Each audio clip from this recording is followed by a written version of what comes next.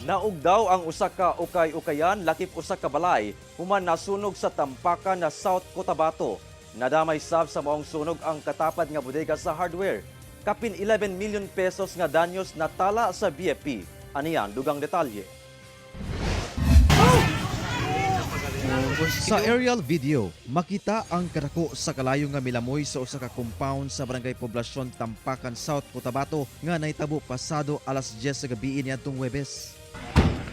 Nasunog di ay ang usa ka ukay-ukayan. Lakip na ang usa ka balay. Gisaka kini sa third alarm status sa BFP Tampakan. Nadeklara kining fire out human ang 20 minutos. Apan sa diyang nakauli na ang BFP sa station, nasunog na sab ang tapad ni ini nga bodega sa hardware. Nasunog yung bodega ng kalapit doon sa nasunugan. We conduct firefighting again and then at 3:15 a.m. I declared fire out.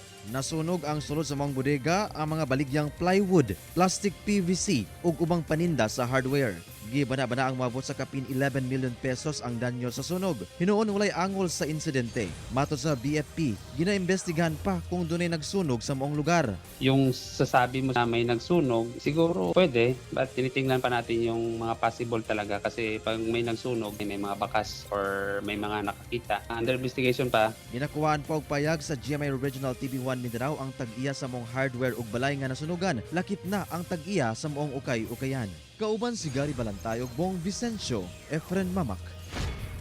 1 Mindanao.